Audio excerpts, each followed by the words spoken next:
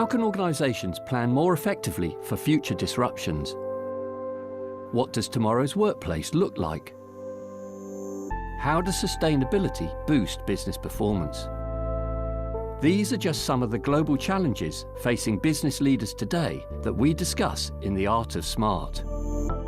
With analysis and insights that evaluate the quality of smart decision-making against 4 significant factors, we look at some of the movements and trends emerging as imperatives for the majority of organisations, irrespective of location, sector or size. Throughout the year, we will develop the conversation with industry experts and thought leaders and regularly publish new content on smart decision-making that delivers lasting value. The Art of Smart. To read more or to join in the conversation, go to crowe.com/Art of Smart.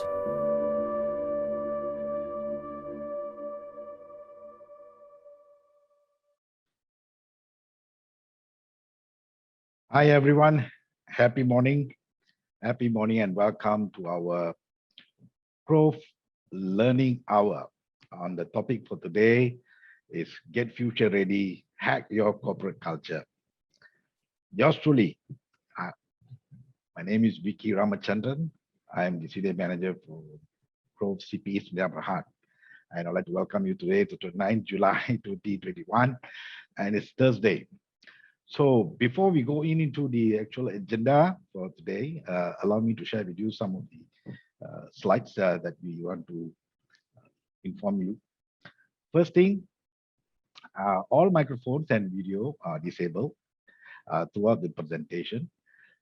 And number 2, please use your QA box to raise any question that you have regarding the topic. The speaker will attend to the questions at the end of this presentation. Now, if you have any technical glitch, you may put it up in the chat box, especially on your audio or speaker, and we will try to our best to inform you. And number 3, do not share the Zoom link, because this Zoom link is especially given to you, to any other unregistered parties. We do not want to have any technical glitches later on. So your cooperation is much appreciated. Okay, next one. Allow me to introduce to you our Crowe CPE Sdn. Crowe CPE is a training arm of Crowe Malaysia PLT. Crowe CPE is also a MOF and HRD Corp registered training provider.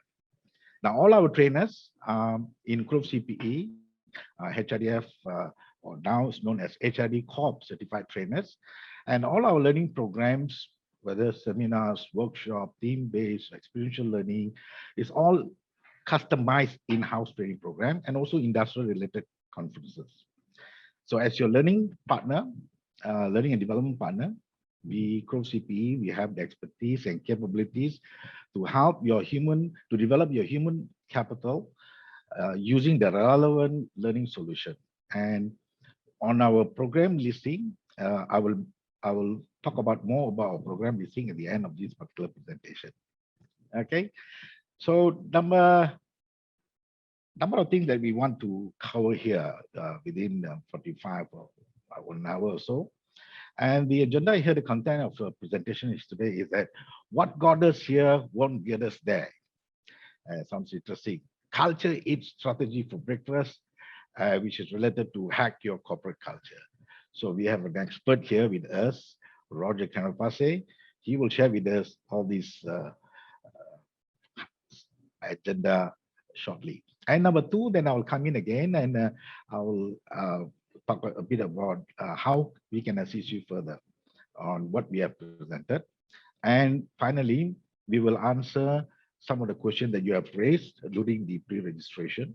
And also, you have any question that you can put into the QA box, and the speaker will attempt to answer this question. So next, our speaker for today, none other than Roger Konopasek. And he, for the last 18 years, he was from Citibank to HP to Philips. Roger has worked globally, hand in hand with top executives in some of the most recognized companies globally. and he is working with teams and individuals across wide spectrum of businesses and industries, from IT, banking, telecommunication, pharmaceutical, fitness hotels, just to name a few. And so, ladies and gentlemen, without further ado, I'd like to hand over to our speaker for today, none other than Roger. Please welcome our Roger Konopasek. Roger, over to you, Roger. Good morning. Can you hear me? Yes, Roger, loud and clear. Now I have to start my video. Well, good morning, guys. As you see, the picture on my profile looks a bit different from what I look now. That was my COVID picture. You know, I took the time off to grow a beard and look a bit like a pirate. Don't worry. So the big question that we have right now is what got us here won't get us there. In the next 45 minutes, what I want to do with you is to take you on a journey where we look at where we are right now, what COVID has done and technology has done, where we need to go, and specifically a hands-on methodology that will allow you to transform your team to where you need it to be. And to start the session off, we have to ask a crucial question, which sounds rather strange and disingenuous, is how old are you now? Not you personally, but you as a company. And so the thing is that the question, most people say, I don't know, we're 10 years old. Okay, we are 20 years old. Okay, we are older than 20 years, and then it gets kind of tenuous. Then it gets really, really tenuous, because the fact is that the lifespan of companies is getting shorter and shorter. Now, we have a little bit of a glitch, Vic. At the moment, I cannot access the toggling of the screen. Guys, it happens sometimes in these sessions. If you can hand over the I'm supposed to be controlling the screen, but at the moment I cannot see my buttons to shift the screen. Vixen, worst of all, can you take it back and then I just say next and you do the next slide? Is that okay for you? That's what happens sometimes, guys. Okay, Roger. Yeah, okay. So let's do the next slide, if you may. Wait a second. Here we go. Fantastic. So I've got it back. Thank you, guys. So the stark fact is that the lifespan of companies is plummeting because new technologies are coming in, new strategies, and new solutions. So the most important question that we need to ask ourselves is, wow, how old is my company? And the scary news is that if your company is 20 years or older, you're considered as an old company by now. And that goes hand in hand with the culture. Next slide, please. Because I still can't access. Oh, here we go. Fantastic. So here's the thing. The new world is not the big fish which eats the small fish. It's the fast eat that eats the slow fish. And this is the big, big question we need to ask ourselves in all companies and organizations. Are we fast enough? And to be honest with you, I think we all know the answer. Most of us just aren't, because our companies have got a nice culture, have got a comfortable culture. It's not a terrible culture. What's wrong with that? As you see the next slide right now, this is already from 2018, which means it's already a bit old, but it's a good slide to look at. 2008, largest companies, non-tech, fairly traditional companies. 2018, you see what happened. Companies like Apple, Google, Microsoft, Amazon up there. It's called the platform economy, completely different from what we used to know. And these companies are fast. So the challenge that we have right now is to understand where we are in the spectrum and how do we get to be fast. Next slide, please, if you may. All right, fantastic.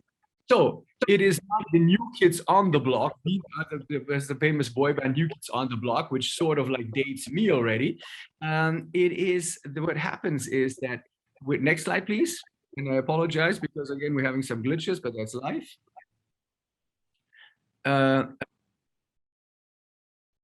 Vix, can you hear me? All right. Yes, sir, Roger. Roger, we can also hear the echo at the back.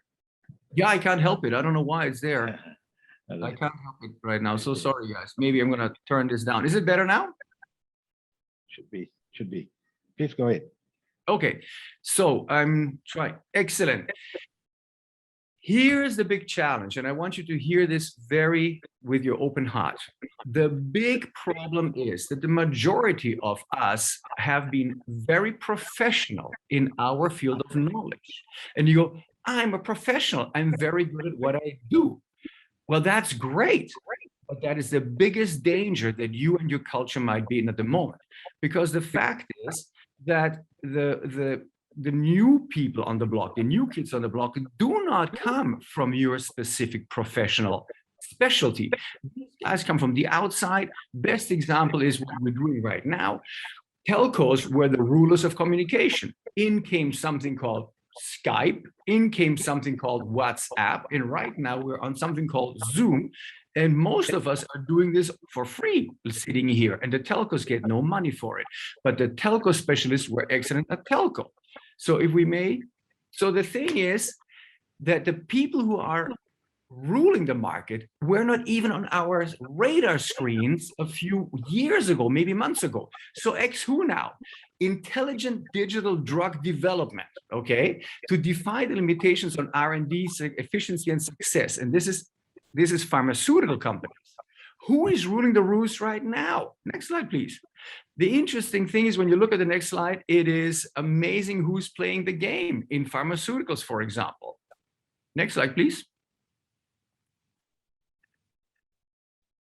Yeah, it's not backed by 50 cents. It is backed by a company called Tencent. Tencent is right now putting enormous amounts of money into R&D for pharmaceutical companies, and they are ruling the roost. And the amazing thing is that when you think about it, this is a data company who is actually making even a run for the money to pharmaceutical companies right now. So the big question we need to ask ourselves is, wait a second, I'm highly professional at what I do. What's wrong with that? Nothing. Wait a second, I'm highly professional at what I do, but who else is out there that I haven't even looked at who can eat my cake for me? And this is what we need to talk about right now. So let's go at it. And why should I care? Very simple. For example, one of our clients is Nokia, and this very slide happened when we were having a session with Nokia, literally about a year ago, that when we started the session, we said we need to change the culture. All of a sudden, the very second day this thing came out, Nokia confirms that thousands of job losses will happen.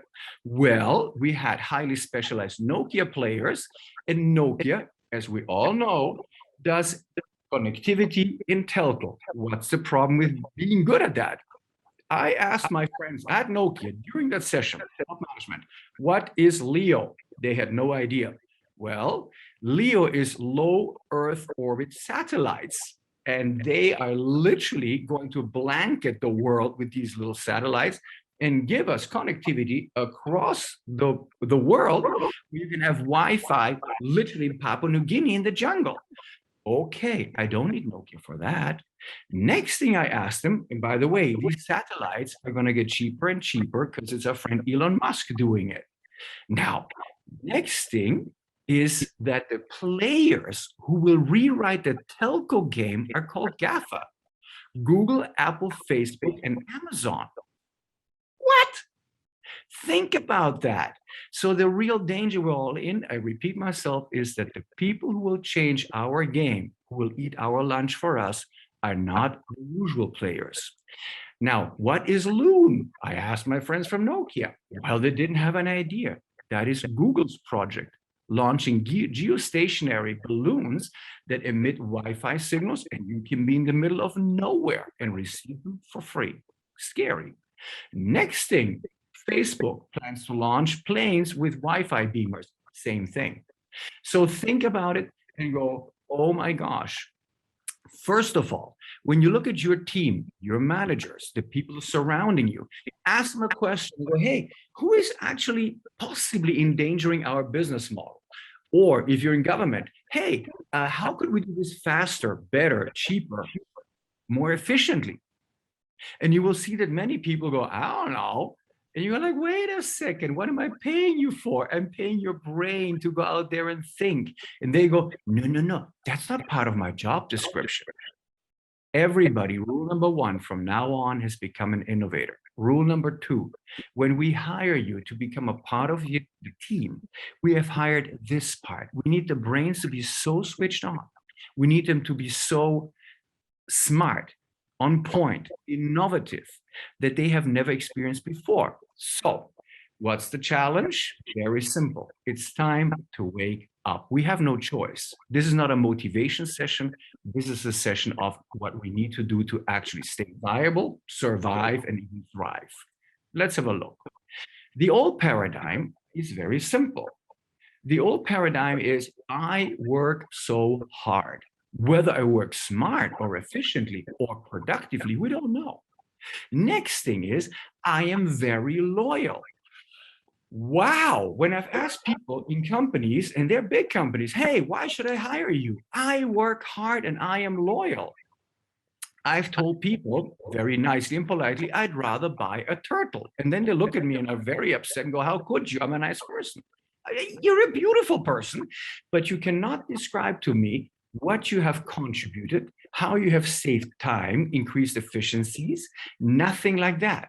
That means people are stuck in a KPI tunnel, look at the managers and go, you tell me what to do, when in reality, we all have to right now start looking for new solutions. Next thing that we need to look at is the middle management trap. And what do we mean by that? Most people, and do the test, they're nice, they're not evil. Go and talk to your managers and your team and ask them one question. Hey, what was your childhood dream? Well, what do you mean? Well, what did you want to be? Oh, well, my childhood dream was to become a pilot, an astronaut, singer, whatever. But you will figure out the majority of the people are doing a job that is completely contradictory to what they dreamed of being. Well, what's wrong with that? Well, actually, not much. But here's the point. The point is the majority of the people ended up in a job by default. Why did you join the company? I got the job. Well, okay. So what does that mean? We've got people who never truly embraced what they are doing right now, that never truly became masters in what they do right now. And as a result of that, they never became the top players in their field. And what does that mean? The majority of the companies and organizations have got a huge problem. In the past, hard work and loyalty, you didn't leave the company, you kind of started progressing slowly but surely through the ranks until you achieved sort of middle management. And then you hit something called the glass ceiling. When you go, why does nobody promote me past this ceiling? Well, because the guys from top management look down and go, Harry is a nice guy, but I'm not quite sure he's got what it takes to go to the next level. And here's the challenge. These people in the middle management are not evil, but they've got something called a lifestyle, a certain amount of costs. Kid goes into school, nice cars, mortgage, nice house, hopefully. But they're very risk averse because they go, wow, if I don't know how to face the future, I don't know how to change things. The most dangerous thing for me to do is to change the game because I don't even know how to do that. Next thing, all these chikus are coming in, all the young guys, and they're different from me, but I don't even know how to handle them. So the challenge is top management may have a very clear vision. Not a problem with that. Once they relate that to middle management, many middle managers, understandably, are scared and they go, I don't know how to do this. And this is why many of these drives, strategic imperatives died. And we're going to have a very clear look at that and how to shift that. That is the secret to success. So the most interesting thing is this poster. A pretty poster and a cute saying are all, if a pretty poster and a cute saying are all it takes to motivate you, you probably have a very easy job, the kind robots will be doing soon.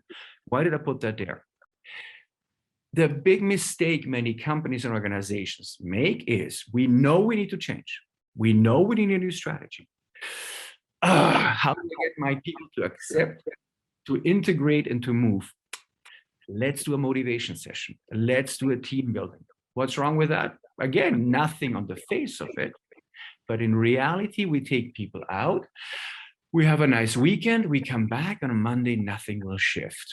Now we need to talk how that happens. We need a new strategy. I bet you've been in strategy sessions, and I hope you've been in strategy sessions. I'm quite sure that you've come up with a good strategy. But the real challenge is culture eats strategy for breakfast. What do I mean? Top management works out the strategy, goes, this is what we need to do, passes it on, the big book of strategy, to the next layer of management. They go, okay, fine. They pass it on to the next layer of management. Go, you have to do this, this, and this. Okay, middle management goes out and goes like, I don't know what to do. I have to do it. But hey, you know what? You do that. And then the guys from below go, how am I supposed to do that? And this is where the stuff starts grinding to a halt. And this is what we came to talk to you about, a method how to overcome this. The most important thing for the future is that we need a culture where the young ones and the smart ones talk to us. Yeah, talk to me. And that's why I chose this elderly gentleman, because we certainly looked like that to the young generation. Doesn't mean that all the young guys are smart, but we have to have a culture that attracts smart young people. And they bring in fresh ideas and they know the technology better than we do. Next thing is, loyalty is very negotiable to me. As a matter of fact, I normally do deals with young people that are very, very straight up. And this is what Google did, by the way. You join me. Yeah. Do I expect you to stay forever? No, that's insane. What I expect of you is that you will give me your best brain, your best ideas. I will polish you to become the best player on a team, and I will give you every single management leadership skill in exchange. Then, of course, you're going to go somewhere else, but you have given me your best, I've given you my best, and the nice things will stay friends forever. That is not shallow and cheap. It's what happens. Google is a classical example. Nobody joins Google to stay forever. They come, they pollinate each other with ideas, they leave, the Google network grows. And that is a very strong growth model. So here we go. Let's start with transforming the team. How do we get there? Culture is like software. So imagine your laptop is hardware, and the software that runs it is really what runs it. We all know GIGO, G-I-G-O, garbage in, garbage out. If you put in the wrong software, you're going to get the wrong results. In the human case, our brain is the hardware, synaptic wiring and all that. What is the software that runs us? Is our belief system. And what we need is to shift our software from linear to exponential. These are big words, these are motivational, but I really mean them. Old culture, never mind where you were, and I was brought up the same way by my father, loyal, hierarchical follower, inward-looking, reactive, sometimes immature, and risk-averse. You do not contradict the boss. It's too dangerous. The new one is open, fast, explosive. We're not going to blow up the company or the organization, but explosive is like we need to shift rapidly. How do we do that? Where are the ideas? Self-directed. Okay, sure, my boss will tell me what to do. That's our agreement, so we cooperate. But also, hey, boss, I've got a new idea. I just saw this case study. Cooperative. Most of the old-fashioned businesses are still run by silos. You know, I've got my little kingdom and I don't talk to the other ones. They're evil. No, I'm sorry. We don't have the time for that anymore. How do we get there? Normal change project. When you look around you in your organization, there will be people who are 20%. That is actually something went wrong, something glitched. The green one should be 20% yes, sorry. And yes, by that, I mean, I'll do it, I'll find a solution, and I'm self-directed. 60% of the people, if you say to them, we need to change, they go, okay, boss, I try. Because try seems safe. I didn't say no, I need to pay my bills. Are they bad people? No, they are actually, they're just trying to make a living. 20% are definitely no. And what I mean by that is these are people who normally have been with the organization for a longer time. And they will say, well, I've done this and I've done that. Nobody promoted me. And it's unreasonable and unrealistic to attempt change. That's not going to happen. By the way, my toggle disappeared. So By the way, again, please remember there's a little glitch that happened somehow along the road. The green one is actually a yes, I can do it and I will find a solution. So the moment we come in and say, do you want to change? We have a new strategy. Do you want to change? Surprise. Everybody will say, yes, of course I want to change. Because obviously saying no is not possible. Because if you say no, well, sorry, we cannot keep you on the team. That makes a lot of sense, right? Good. So what happens is, wait, let's begin. Let's start changing. The green ones go, how do I do it? Let me find solutions. Yeah. And you even know their names. The ones in the middle go, I just said yes, but how? I don't know. And the people from the left side, from the red side go, wait a minute, Jack. Of course you have to say yes. If you say no, you'll have to leave the organization, the company, then who pays your bills? But let's be realistic and analyze. How many times have we tried a new strategy? Oh, I don't know. I've been here for 20 years. I can tell you many times. And guess what happened? Nothing. Then I tell you next thing. This is a new manager. Maybe it's a new CEO. CEOs come, CEOs go. Guess who's still here? Me. You have to be like me. It's much safer because change is dangerous. Don't you get it? It's risky. And of course, what happens is that the middle goes, that makes a lot of sense. And they stop. Literally, even within 3 weeks, it happens. But within 6 months of most of these initiatives, it's safe to say that this thing came to a halt. Well, we know that, and that's why we're not going to go there. Why does this happen? Very simple. We say it again, the middle is undecided. They're not bad people, they're good people, but they're undecided. It's just that they don't know how to change and how to do it. These people come in, active reaction comes from the left side, the do comes from the green side. The people just do. You're gonna, been here before, I don't have time for this rubbish, I'll just move. But the vocal minority is normally the ones who have been training themselves their whole life to resist change. Yeah, good. What's the problem? The problem is that the noise and the politics, very noisy. This is not our culture. It contradicts what we've done so far. We've tried this before. It didn't work. The boss doesn't understand. And the two biggest words is, this is unreasonable and unrealistic. And the middle is always following noise and opinions. Once you ask the people with the noise and opinions for facts, you will realize that they're very skinny on facts. But the noise and the opinions make the politics in the company. In the meantime, the green side gets the results. What do? Normally, we give more work to the minority that gets results. And they go, wait a second, how come I get saddled with all the work? Johnny, you get it done. I trust you. So the next mistake companies make, or organizations, we go for VSS, voluntary separation schemes, hoping that the people on the left side will go, okay, I'm out of here, I'll take the golden parachute, bye. No, the people on the green side go, hey, you know what? Finally, I get overloaded with work. I'll take the golden parachute because I've got work waiting for me outside.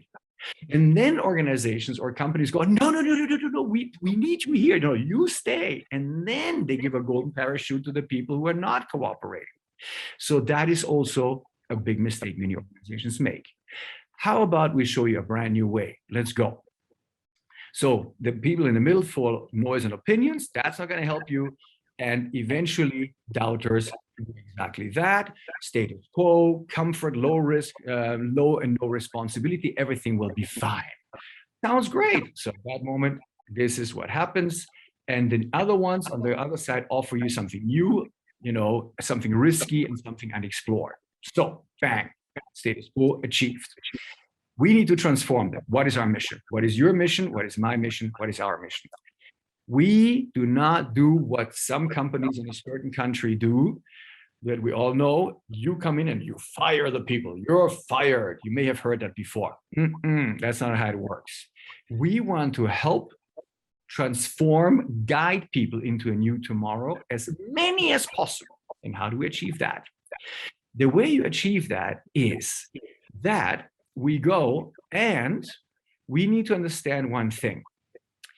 When we look at our people, all the people that you have in your organization, and you send them for a motivation session or a team building, yes, they go out to Port Dixon and they shout your name of your company and go, da, da, da, da, da. Can we do it? Yeah. Can we do it? Yeah.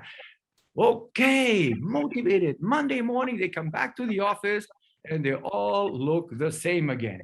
Why?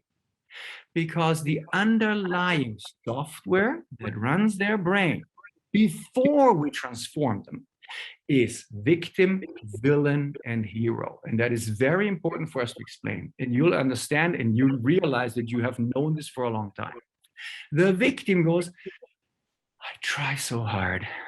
Never mind what I do, the boss never acknowledges me, never recognizes me, and I do my best. I mean, I tried. Have you succeeded? Yeah, I tried. But have you done the job? The boss doesn't listen to me. Finished. Trying my best is the currency. The villain, there's two kinds of villain. First villain is the one who does not want to change. And he's the one who says, never mind, you say yes to the boss, you come to the coffee machine, I explain to you why we cannot do this. We cannot. Oh, the victim goes, oof, wow, that was a close one. I don't have to do it. The other villain is the one who says, you know what? I'm your boss. If I say jump, you say how high. I don't care how. Those are two kinds of villains. Next, you've got the hero. The hero is the one who goes to the boss or possibly some middle manager and goes, look, I know we need to change, but please, you have to understand the victim cannot change, got family, is busy, and it's very tough. So the hero knows the change is necessary, but cannot get their people to change because it can be uncomfortable. And so the hero ends up doing all the work for the victims and the villains. That's normally what happens. So we've got a bit of a drama, a soap opera going on in most organizations, not yours, across the board, victim, villain, hero. And if you really think about your team and the people on your team, you will kind of realize, oh my God, I kind of see certain people in that description. That's what we need to change. The software running the head. I don't need victims, villains, or heroes. I need mature people. Mature means I acknowledge that I took the job. I signed a contract. I understand my job description. I own it. Number two, I understand times are changing. We need to change. If I don't like to change, I better go. If I like the change, I better start looking for solutions. How do we achieve that miracle? Because people are stuck in old comfort zones. The method is very, very simple. First, we need to change results. Second, to change the results, we need to change the action people take, the quality of the action. Monday morning is called Monday morning blues. And TGIF is, thanks God, it's Friday. How come? Because Friday, woohoo, I get to go and play Monday blue because I have to work. Not true.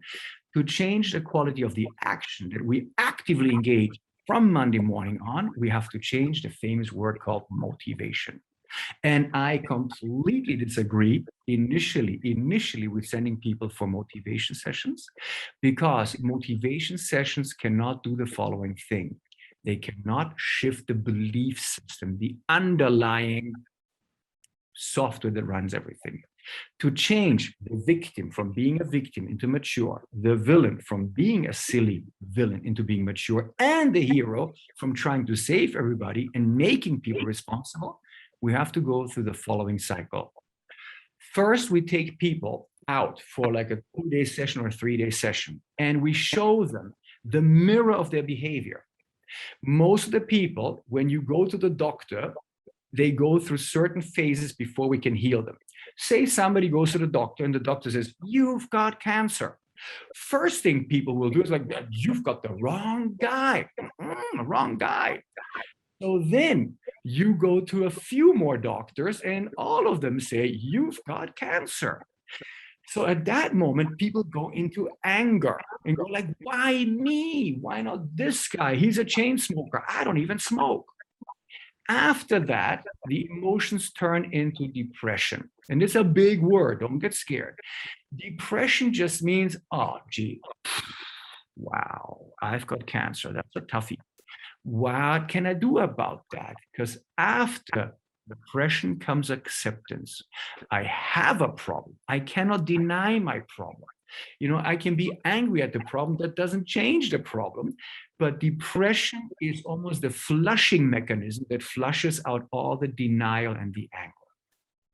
And that happens also in management circles because we've been doing a job. I've been here for 15 years. I've been here for 10 years. I'm a good person. They want me to change. What have I done wrong? All these are emotions. If we do not address these emotions and clean them out and go, do I like you? Yes, I like you. You're not a bad person. But are you up to date enough? Is the way you work appropriate for right now, for this future? Are you able to handle risk and innovation? And your loyalty is very cute, but it does not help you for the future. We need people who think, who discuss, who actively engage with each other, who do not play the turf king game. And that is where we have to take the people through the denial and anger and depression into acceptance. We live in a new time. After acceptance, we have new behavior. Let's go. How do we do this? The first thing that we need to understand is that there's a huge difference between training and transformation. Training is spectacularly successful for skills, accounting, mechanical skills, computer skills, skills. It needs to be. You need to be trained to acquire a skill. But to transform a mindset, what we need to do is that when we normally have a leadership session, that if we only have a normal trainer, the trainer will come in, share slides, share information, and we all agree, well, yeah, it's theoretically true, but on Monday morning, our behavior has changed. What we do in our sessions, in our projects, is we define a goal that the company needs to achieve. Then we take the people that need to achieve the transformation for their teams, up to 3 days, and it can be online or it can be face-to-face in the future again. And the first thing we do is we sit them down and go, fantastic, we will go through an emotional journey with you guys, and we will not let go until we get you out on the other side. We'll get you through your denial. How does that work? First day we sit down now and I ask people a simple question. Why should I hire you? What do you mean? Well, I'm professional. I've been with the company for 20 years, this, that, the other. We ask 5 people. And then the people realize when you ask 5 managers, they all have said pretty much the same. And then we ask the people in the audience, hey, listen up, if you're a manager, who would you hire? They're all nice people. Well, they all kind of sound the same. So through Q&A, we show the people who are still stuck in denial that they're very predictable, that they're nice people, but actually there's not a big value add. That leads people to realization. Shoot, these words came out of my mouth. Why should I hire you? Why? 1,000 whys until they realize, oh my God, my brain has not been functioning for a long time. I've been repeating stuff for a long time. After that realization, we move them through the resistance and anger. And that's why the first interaction is very intense. So they can observe their own thinking process. It's literally like a little bit of a pressure cooking pot, but the brain needs to be activated again. So then we move into the resistance and anger. But I've worked here so long. It's true. You've worked here so long. What's wrong with that? Nothing. But are you willing to join us for the new phase? And if you stay like this, you can't join us. I'm sorry. How could you say that? Because I respect you enough for that. Now people let go. Okay, wow. So I've got 2 choices. I can do something new with my life, or I can join you and we will teach you how to transform yourself and your people with a method. Okay, that's interesting. Let's start looking for solutions. And from there on, they understand the meaning of the change. Their mind is open again because they're not holding on to old belief systems. And this leads them emotionally through denial, anger, letting go, searching for new solutions. And we handhold the people through the process, which is very powerful. And this is how it goes.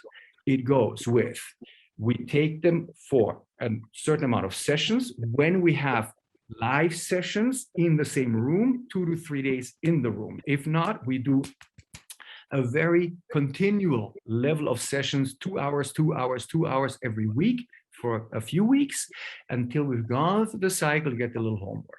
Then, very important, we say to the people, hey, listen up, your top management will talk to you right now. And they will show you what we need to achieve. And that is what that little circle is all about, the goal, where we need to achieve the goal. This is what we came here to do. So right now, the management will invite you again and say, guys, we need to go there. Higher goal, whatever that means. Measurable KPIs, more productivity, more sales, more customer quality, whatever it is that you need to achieve. But we need to go there. And we'll ask you right now, we've equipped you with the knowledge, we've helped you transform yourself. Now the question is, are you willing to join us for this journey to achieve this goal? It is new, it's fresh, it's stretchy. We know that.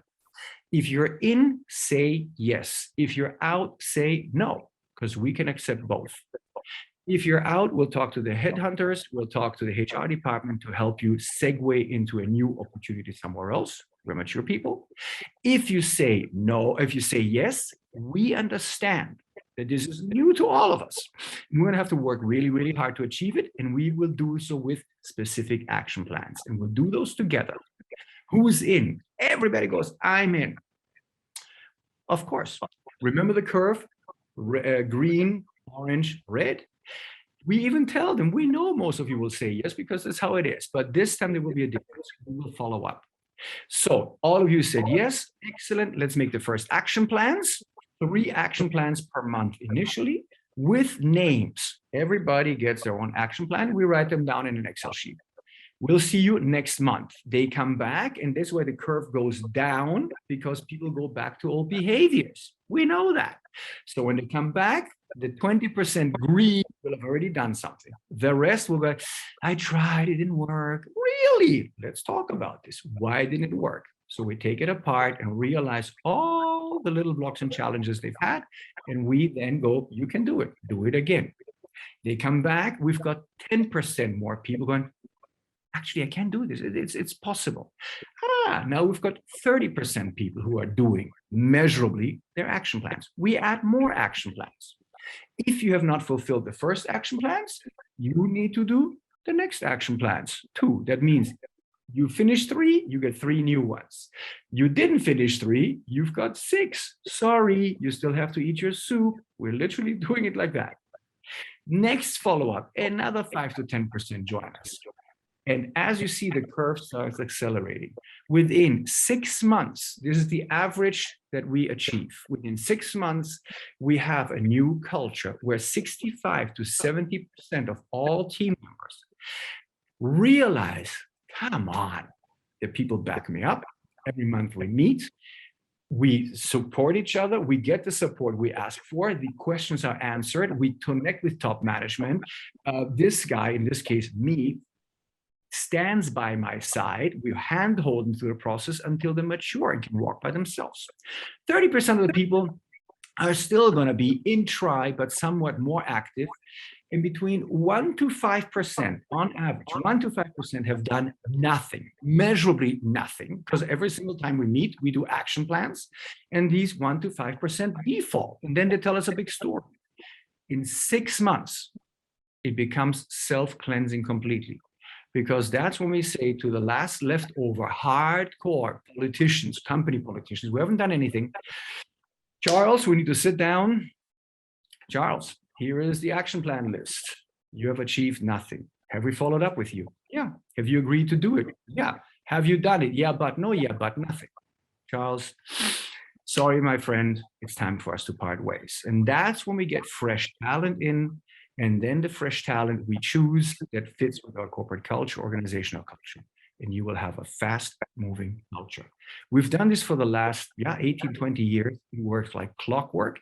And honestly speaking, I'm excited to answer your questions because we can really answer them hands-on. I can see there's some in the chat. Some have been asked beforehand. And Vix, if you want to take over for now, please do so. Then we can go into the Q&A. Okay, Roger, thank you very much. Also a fantastic sharing. Okay, right now, allow me to continue with what Roger shared here. But before that, I'd like to say how can we assist you from here. So first thing, as I mentioned earlier just now from the beginning of my session, that our training programs, Crowe CPE again it's a training arm of Crowe Malaysia, BLT. And as you are aware, we have a lot of technical skills program. Please scan the QR code to see the full list of our training program. And of course, the other part of it, of our services is on the soft skill program. And like today, we also have keynote speakers by topics. So you will have a full list of our topics, soft skills, technical skills, and so on. And during this pandemic, we also came up with one new initiative where we promote on our subscription plans as low as of 66 ringgit, right? So again, for the more information, you can scan it from the QR code on our subscription plan, different packages. That's actually save a lot of the organizational costs, as well as we are, like I said, we are a HRDF training provider. So all these programs are HRDF claimable under the SBL House scheme program.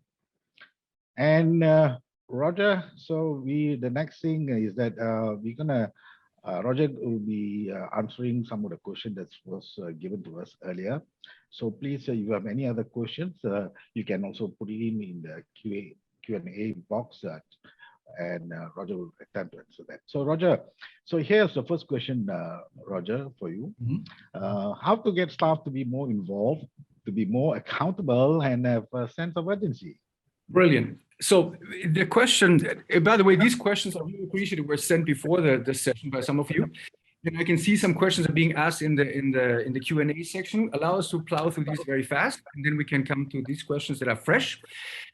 Look, the most important thing right now that we need to understand is, and we are all mature, independent human beings. Listen to me very carefully. Nobody put a gun to my head, to your head, and says, you must work in this organization. So this question can be answered with the simple fact that when I do these transformation scenarios or projects, I ask everybody, did anybody put a gun to your head, so you have to work here? No. Is Malaysia a free economy? Yeah. If you don't like it here, can you go somewhere else? Yeah. Well, great. Here's the offer. We need to achieve these numbers, these results. If you don't like, please leave. Oh my God, you're firing me. No, I'm asking for the first time in your life, commit to this or not commit to this. But the fact is, if you are not fully committed, then we cannot get you there. And again, the understanding is we have to teach you things. We have to support to get you there. But if initially you say, well, I don't even want to do this, well, then get out. What the old-fashioned culture used to be, we have to do this, no choice, la, okay, fine, la boss says, The modern companies have a new culture, and the culture is, you commit yourself, and if not, please leave, we're not upset with you. So how do we hold them accountable? Very simple. This goal is we have to increase our productivity by 30%, crazy number. Excellent. First action plan. Can we achieve a 30% growth right now in productivity? No, impossible. Brilliant. First action plan. You go back until the next month, you come back and tell me 5 or 3 specific reasons, measurable reasons why not. Okay. Are we looking for people to become depressed? No, the first thing is fact finding. All of a sudden, once we have the facts, very simple. Okay, Jimmy, you will come back with a solution for this question. I give you 1 month, you make me an offer. Okay, Maria, you go back and look at this question. Come back with me with 2 or 3 offers. 1 month later, we get offers from them telling us what to do.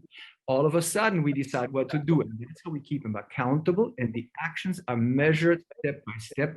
And that's how we get literally to that level. Thank you. Next question, please. All right. Okay, next question, Roger. Yeah. So how to influence others, peers and subordinates, include all-timers with new culture while top management not actually focusing? Yo, okay, that is a bit of a hairy question. Honestly speaking, and I will not waste any of our time or your time by telling you things that are polite. Politeness is not what friends do with each other. If, and this is an important differentiation, with how to influence others with new culture while top management is not focused. That is a very interesting question, a very dangerous question. If I have a top management that has no focus, I would leave. Did you hear that? The fact is, if you have a top management that just goes, you do it, and then they do something else, it's time to reassess your time with the organization, because a captain who is sailing a ship through the storm and not watching the storm and playing Nintendo is not a good captain. So frankly speaking, guys, that is for me a clear indication that the captain is not doing the work. The moment the captain does not have the trust of the sailors, the ship will sink or the ship will be in trouble. I'm not going to tell you things that are not true, in my opinion, in my experience. Next question, please. Okay. All right. And by the way, I see the live questions coming in, guys, and we're going to answer them as many as we can in the time frame. Yes, yes. Most out of existing culture, if changes are slow. Wow. Okay, again, very important question. And this is the chicken or egg question. First thing is, again, if I may be so forward, if I am in an organization where the changes are slow, I would definitely talk to my superior if I see danger on the horizon. We have to move, man. You know, I can see the tsunami of change coming. So, okay, boss, and also boss's boss, what are we gonna do? And again, this question is like question number 2. If you feel that the top is not moving fast enough and you cannot influence them, there's other organizations I can bring myself into, and I tell you right now, the market is looking for people who are switched on and willing to move fast. The market is begging for it. So the market will go through a huge shift when it comes to talent, because what we need is people who are switched on, fast, willing, innovative, and willing to learn. That's the best answer I can get you for that. That is, again, I need to look at the top. If they don't know what they're doing, I'm out of here. Yeah. Then the top needs to say we need to change fast and go it and help you achieve that. Next question, please. Okay. All right. So hope that answers the question. And by the way, on this one, one thing I can tell you guys, I would suggest to you make your own PowerPoint presentation about the strategic changes that you see happening for your organization, a SWOT analysis, and make a nice slide presentation. Well, have we thought about this? Send it to your manager, send it to top management. And if they don't react to it, then that is a test. If they go, hey, that's a very interesting slide presentation, let's talk about it. Then you know you're up to something. Or if they say, yeah, we know this, we're working on it, it's under construction. If you send that off and you ask, hey, did you see what I sent you? And they go like, yeah, too busy, not a good sign. Then you know it's time for you to find better pastures. All right. So I'll move on to the next question, Roger. Yep. Question 4. What if the CEO or MD is the main stumbling block to hack the corporate culture, particularly those in the family business? Can you guys see by now how these questions all relate to each other like pearls on a string? Okay. First of all, I hardly ever work with family businesses. Not because they're terrible people, it's because there's too many subcontext, unspoken relationships in there. And again, I tell you honestly, please put together a PowerPoint presentation where you show your strategic viewpoint. That's what we pay you for, right? To literally show me what you see. That's the future. And if that gets sucked into the black hole of family politics or gets disregarded, whoa, I tell you honestly, there's very new exciting companies coming up, that I would join. Sorry. You know, you're asking me questions. They're very related one to each other right now. If the captain is not willing or capable to declare the change, then you know the captain is old. That is how the game starts. Captain has to say when Next question, please. Okay. Question number 5. How do you run a totally online company with no office? I think Brilliant. culture. Brilliant. Look, guys, on one side, it is sad that we don't get to see each other every day in an office because it can be fun. The upside is the following, that when we work online like this, it filters out very fast the people who can and will from the ones who are not capable and not willing. Okay, so very important. The difference is in an office, I can chase you day to day, look at your desk and go, are you doing your job? And that's what the victims are used to, the emotional victims. Okay, boss is pushing me, you know. In this case, the way to run it, have morning meetings that are very fast. Morning meetings is, okay, Charlie, what is your plan today? You clear? You're clear. Charlie, what questions do you have for me? Boss, I need to answer this. Okay, Mary, I'm using neutral names. Mary, how's your day? This. Have you heard each other? Yes. Questions we need right now? Bang. If and you, this is a daily maintenance meeting. Have a daily morning maintenance meeting that is fast and furious. Just go through. And then as the new projects come up, you need the big project meeting where you go like 30% more productivity. How do we achieve it? We don't know. Who needs to find out what? Daily quick maintenance meetings. And then you say, by when can I have this? Fantastic. By tomorrow, you'll have the report on my table. Rules of the game are, if you have a question, you come back to me as soon as possible. Rule number 2 is, if you have a question or a challenge, come to me with at least 2 possible solutions. Because otherwise, you all go, boss, don't know how to do, you solve for me. Daily maintenance meetings in the morning, quick, fast, joyful. You will see that the fire can never grow. You put out the fire very fast. Daily, quick maintenance meetings based on facts. And even cut it down to 20 minutes. So people to be very precise and concise. Yeah, that's really, it works. I've done it. It works. Next question, please. Okay, Roger. Next question. Challenges in getting the culture change and how to overcome them. Beautiful. The biggest challenge you will have, victim, villain, hero. Victim, villain, hero. Okay, so let's start and give you a few quick examples that you can apply right now. In your mind's eye, go through your team and go, who is more of a victim, more of a villain, and more of a hero? And hero is not good. Allow me to explain. The victims are easy to see. I try so hard. Nobody gives me a chance. You know, and I'm not making fun of them. That's their behavior. You give them work, they get overwhelmed. Everybody throws work at them and they can never get finished because the guy from the other department comes in, throws the work there, and they get confused. So what you do with a victim is very, very simple.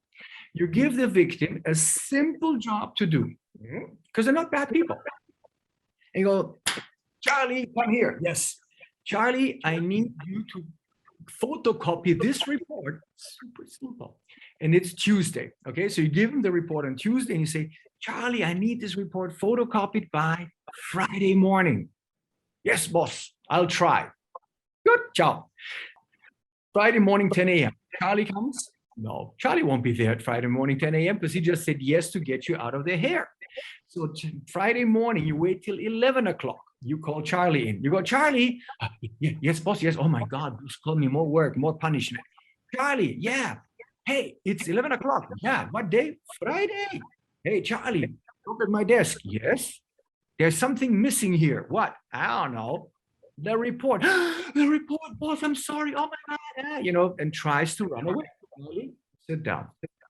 Charlie, I gave you the task to show you that many times you do exactly that. That people tell you something, then you completely lose control, you get scared, and you cannot get your job done. Now I showed you. Are you upset? No, I'm not upset. Charlie, right now, we need to talk about how we'll work in the future.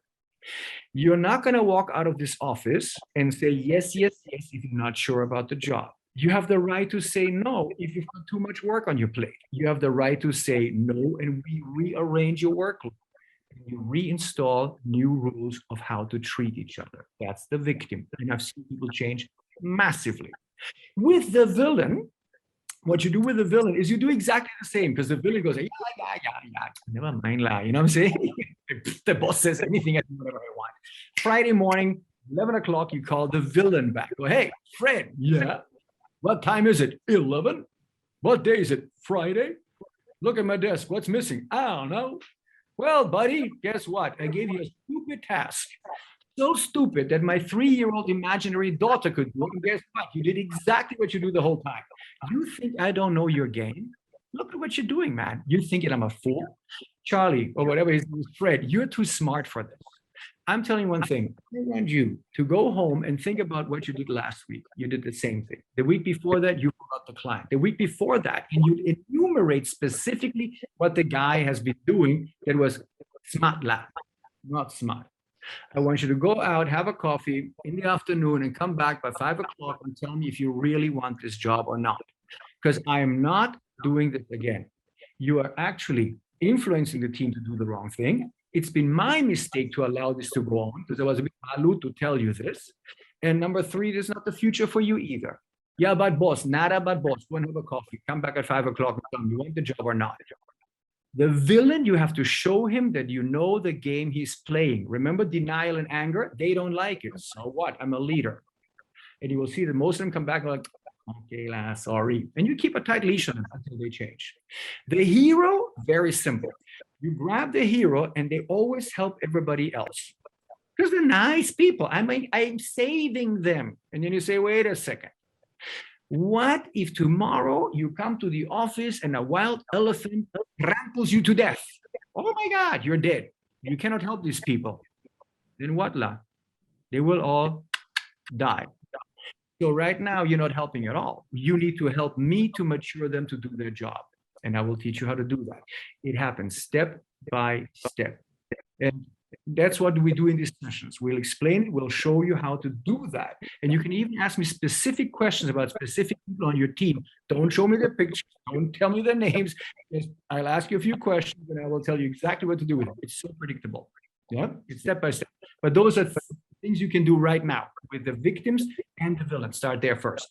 Next question, please. All right, fantastic. All right, question 7. How to digest and avoid overloaded new information, which could be repetitive information disguised as a new eye-catchy title. That's the classic question of old wine, new labels. Guys, do not get hoodwinked. There's always the fashionable word. The word was motivation. Then the word became resilience. And then the word became agility. And now the new word is positive psychology. Really?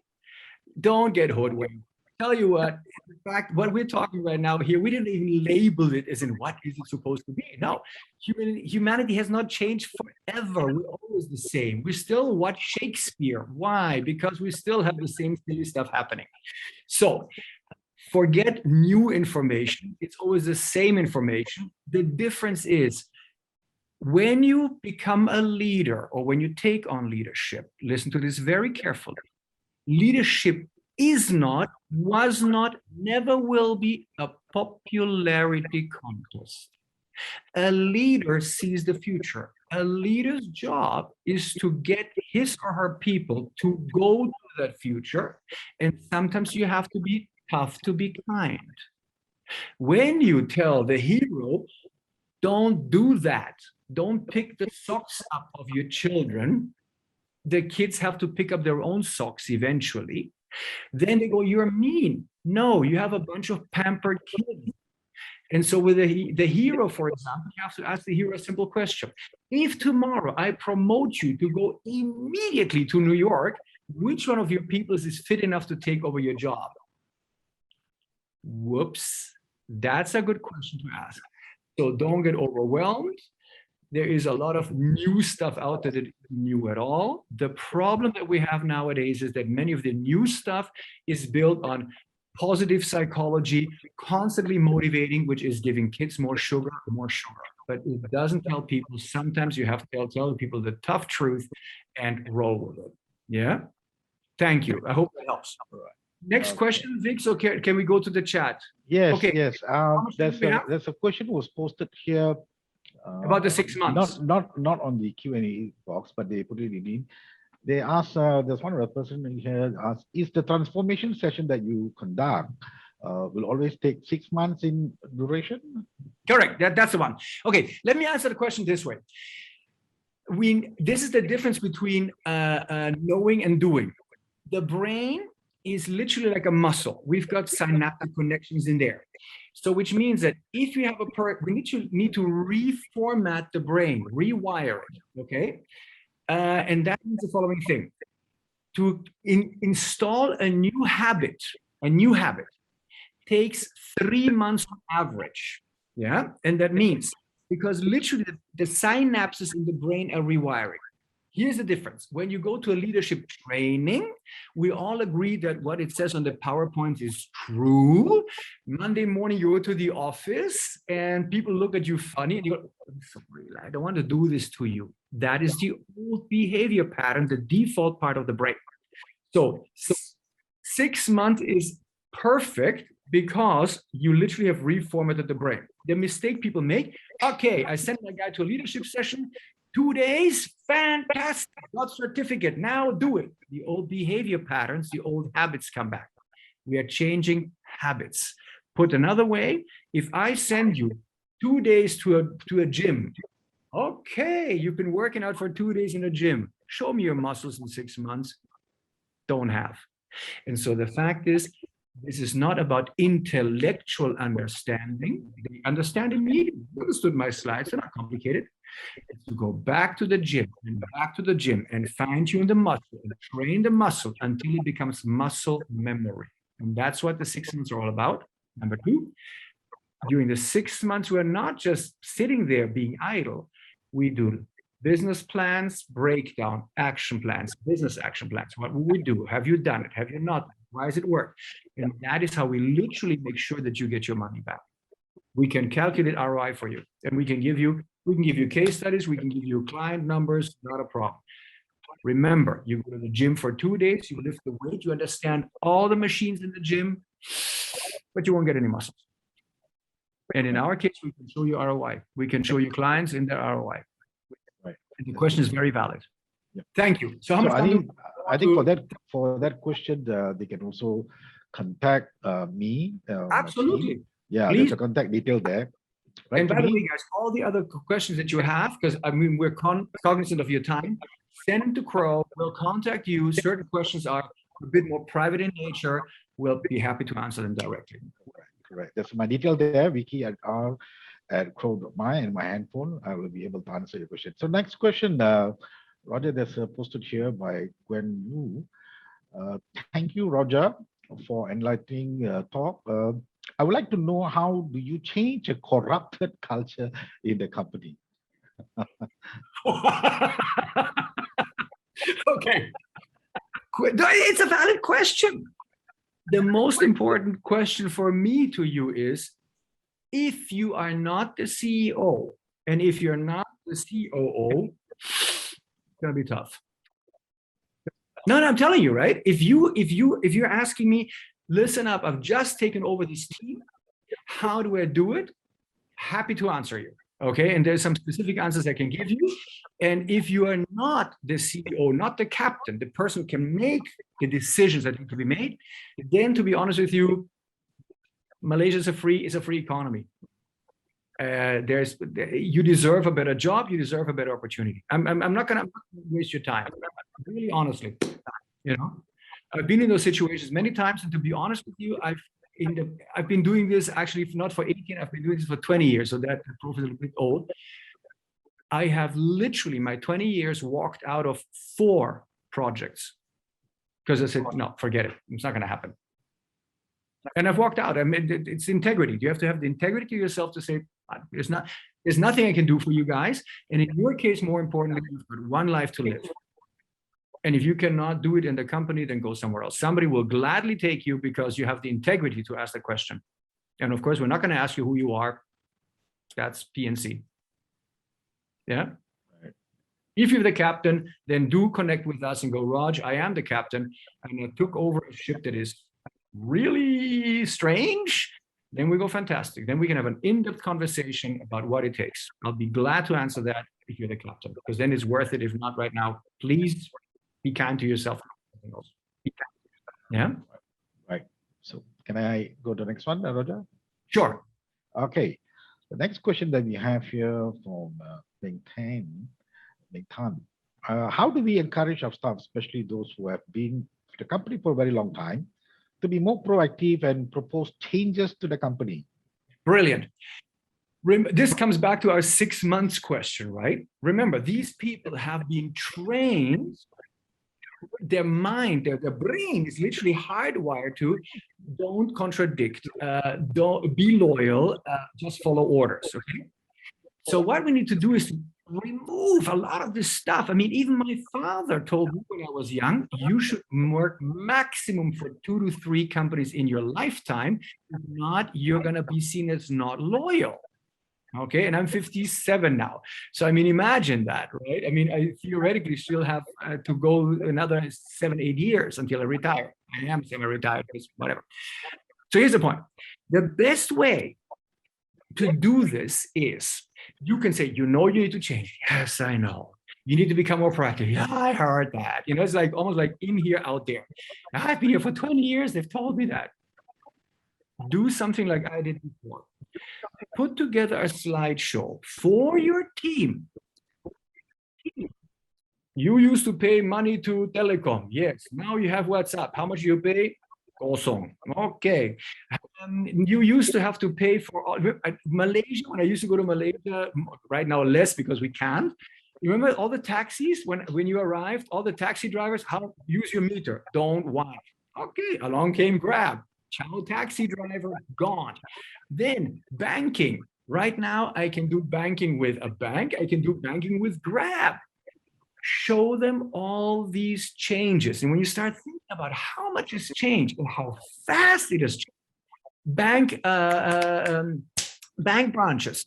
How many people lose their jobs because the bank branches are being dissolved? They're all nice people.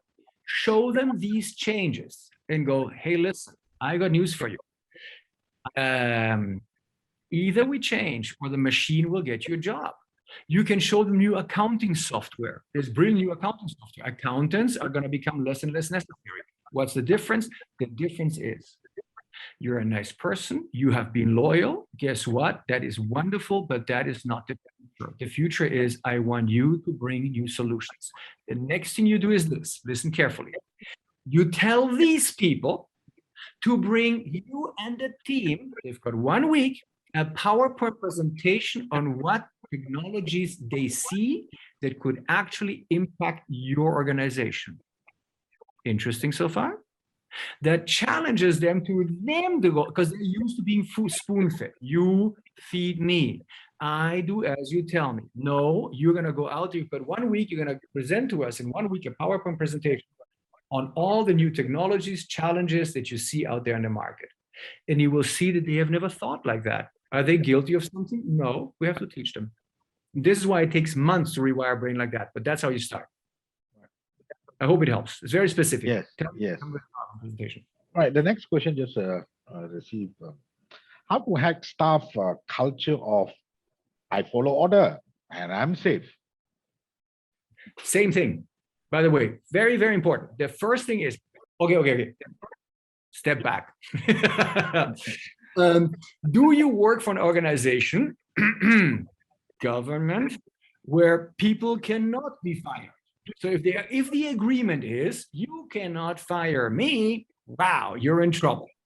Yeah. So I'm going to give you an example. What we did in Bahrain a few years ago, and we were working with their health system, the hospital, thing magic in Bahrain.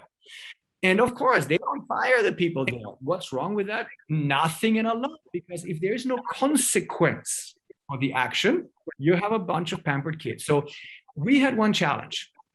We could not fire anybody, and I'm not for firing people for no good reason. But if after 6 months, remember 6 months, you haven't measurably done a thing, it's so obvious that you're not willing to do it or incapable. But now I need to have some consequence. In a normal company, I can say, sorry, we're parting ways. You're a nice person, but this is not going to work.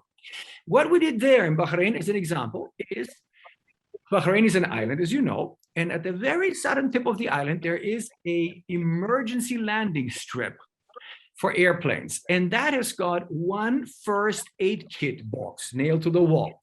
We had two nurses at the very end who were like really the worst little gangster gang leaders, negative, horrible. The job they got, you're not fired. Every day they had to drive from Manama down south to the southern tip of the island, and they had to watch this box every day, just in case. Did you think they liked that? No. Did we fire them? No. They stayed, and everybody else got the message. Yeah.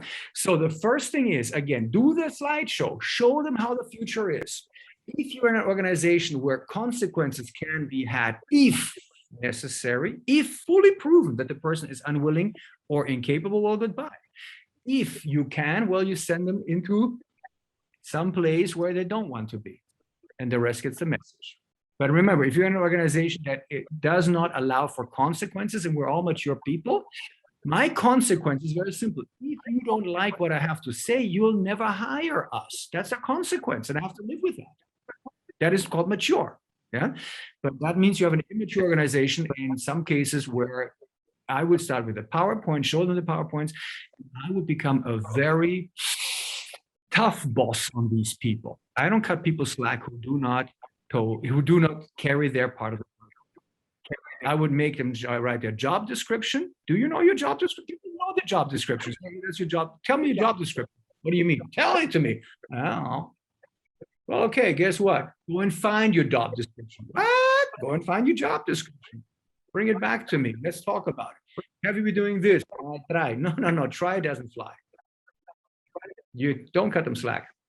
Show them with their job description what they're doing, what they're not doing. And you can become so uncomfortable for them because the rest of the team goes, finally, because you definitely have good people on your team who are good. But if you don't show the rest who are working that you can be tough on the ones who are not working, it's going to be hard. That's called leadership. Thank you. Okay. Roger, the interesting part is that we have questions coming in. All right. The next question is that, Roger, if we want to change the company into a fast and moving culture, the owner of the company will see 3 to 6 months transformation. That's a very long time. Asian culture, as you see it, they like to see it fast and steady result. So in during pandemic season, it's such a unique situation. 3 to 6 months may be too long. Do you reckon? What's your take? Okay. First of all, the question is super valid. I really appreciate it. Please, the Asian culture thing, I've been living in Asia for 27 years. I'm a Singapore citizen by now. Oh, great. So every single time I hear the Asian culture question, if I would give me one more penny, I'd be much richer than I am already. I'm sitting in Europe. Right now I'm in Austria, visiting my mother. And if you would see the culture here, it's an open air museum. I mean, how slow they are here. So the most important thing, when you have a negotiation, the boss says, I need this by here. And you go, oh my God, how can we achieve this? They always factor in one thing. They know that they are already dealing with a certain amount of resistance and dragginess from the team. You know what I'm saying? So they always factor in. If they're thinking 6 months, they will tell you 3 months because they know it's going to become 6 months. Fair enough? So most important thing, boss, you want this in 3 months? Yeah. Okay. Boss, I will come back to you with a list of things we need to solve, and I mean it. Come back with a factual list, not why it is not possible. These are the blocks. Boss, in 3 months, you need this? Yeah. Brainstorm with your team. Silly example. Right now, you need new laptops. You need tablets to move from place to place, like insurance company, for example, right? You need this. Excellent. We need a tablet budget. Why? Because we need to move from here to here. We have calculated if we get the tablets, we can do the job in less time. That is the amortization. You can calculate that. We can get it done in less time. That means more time for do something else. Within 6 to 12 months, tablets are amortized. Wow. Now you're talking like a business person. Step one, bosses always want it faster because they know that they have drag time. Number two, negotiate with them and go, okay, 6 months. I come back to you with a detailed list of what we can do, what we need solutions for, and we negotiate for that. And it works. I tell you, I've seen it happen. The majority of people just sit there and go like, and turn into wet bags of cement. And that is not going to negotiate with these people. They're waiting for you guys to come back. And then, of course, there are certain things that need some support, some negotiation, but negotiate. Yeah. To get to the 6 months. So I hope that answers the question. And by the way, that question, if you have more detailed questions on how to do such a negotiation, we're perfectly happy to answer that, of course, after this session. Mail in, we can connect with you. And just so you know that you support it. There's certain ways to negotiate that. We can ask you a few questions and about how your bosses act and react, and then we can help you fine-tune that. Right. So let me continue, Roger, with the next question, Roger. Just came in. How to tell the boss to start filtering those old staff that is in comfort zone too long and unwilling to change? And I think that the same person also gave us the reply saying that, well, my boss says, which the decision maker says the old staff are loyal and they went through the hardship with us. So we cannot simply fire them. But then again, the person asks, but if I say we keep them, the one that say yes to change, they will eventually leave the company. So what's your take? How to tell the boss to filter? Okay. No. The question is valid. So here is a few counter questions.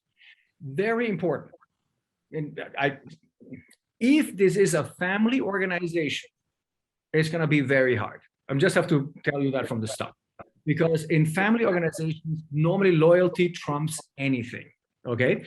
Specific when the next generation is there and they go, Uncle Wong La, I've known him since I was a child, I'm his boss, and they cannot.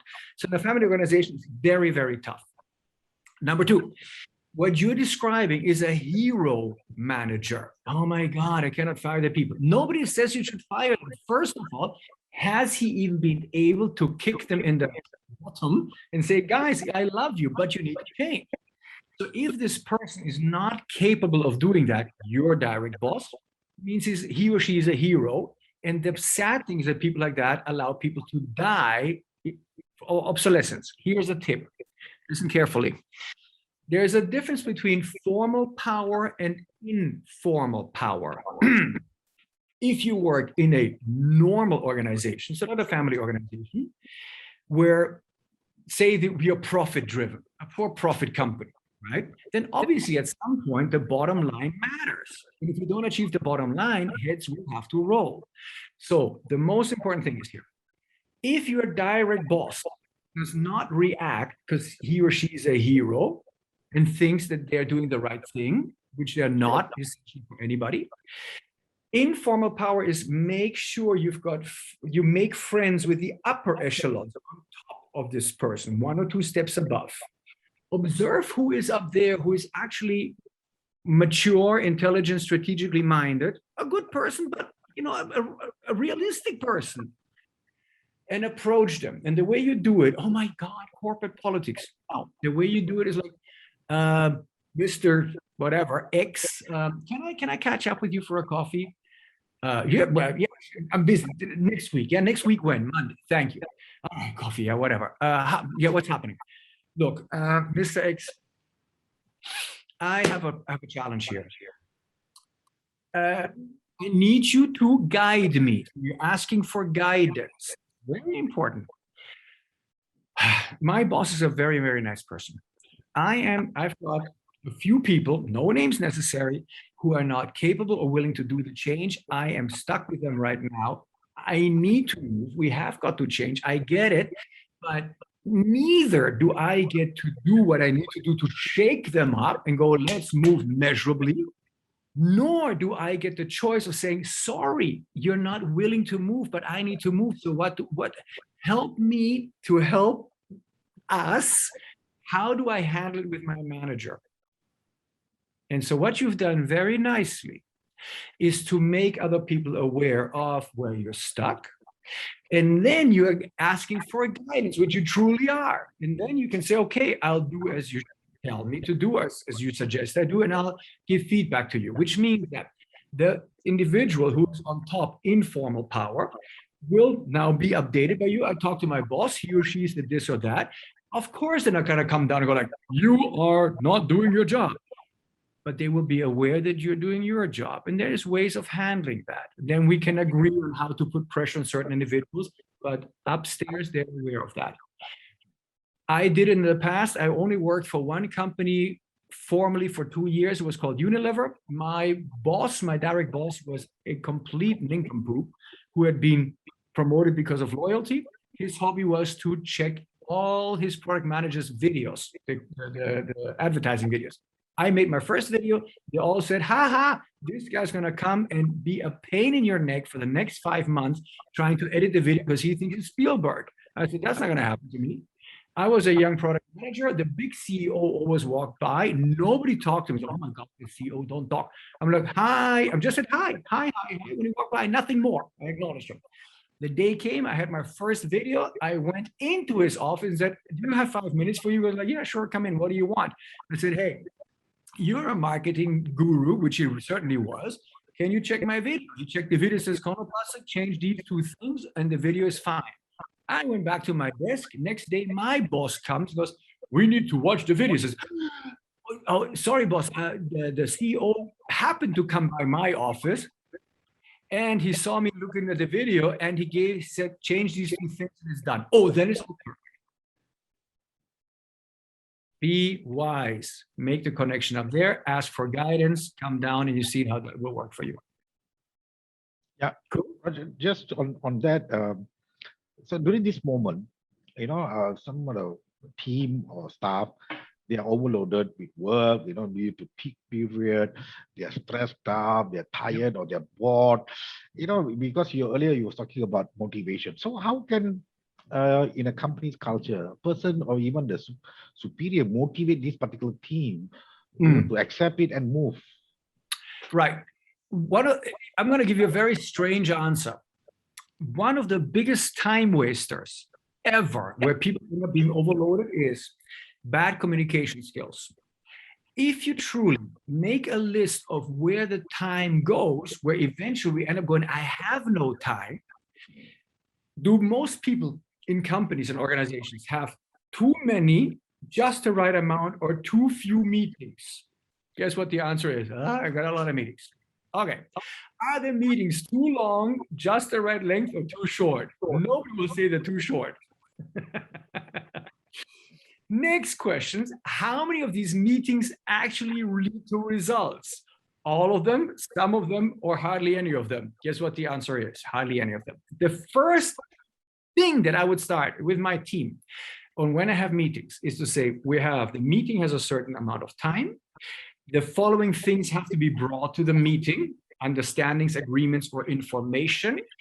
If I invite you, I will tell you exactly what I expect, and then I will go, did you bring the following information? If not, bang, team, the meeting is postponed to next day, and you have to show up with information. Next thing is, in the meeting, some people tend to over talk, some people don't talk at all. It means if I guide the meeting, and if Freddie talks too much because he likes the sound of his own voice, we're not going anywhere. Freddie, thank you so much. And I teach Freddie how to use his fingers. What do I mean by that? Freddie, using your fingers, tell me the 3 things you need to tell me. Number 1, number 2, number 3. Thank you. Ask me a question, and you teach people to become very concise. That saves a lot of time. Number 2, boundaries. I see in too many organizations that when victims are on my team, that they accept everybody throwing the work at them because they don't know how to say no. And some people in other departments are very clever, throwing their stuff at other people in other teams. So I will make sure that all my team knows their boundaries, when it's okay to say no, and that's very important, and why. And go, no, you cannot throw yourself at me. That doesn't mean we're not cooperative. Number 3, Yes, we live in extraordinary times of massive challenge. Guess what?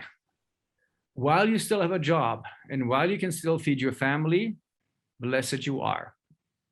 Right. But that is the last one after those two first ones. All right, Roger. Thank you very much. My pleasure. I appreciate. I think all of us appreciate your insight and sharing.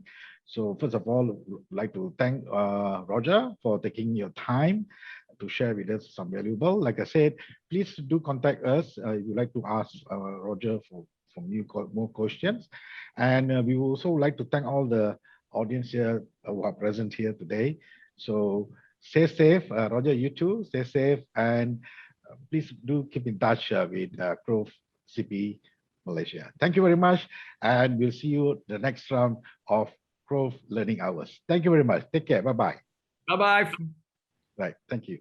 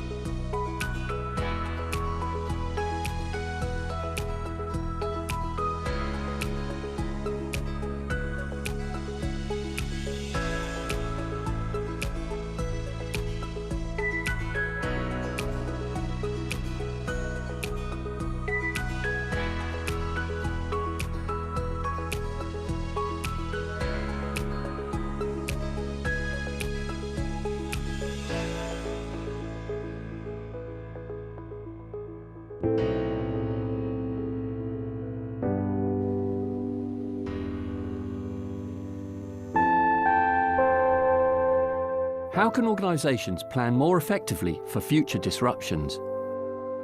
What does tomorrow's workplace look like? How does sustainability boost business performance? These are just some of the global challenges facing business leaders today that we discuss in The Art of Smart.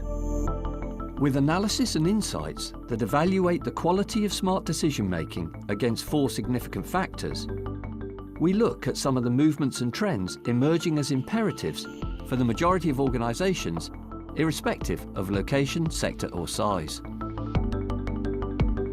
Throughout the year, we will develop the conversation with industry experts and thought leaders and regularly publish new content on smart decision-making that delivers lasting value.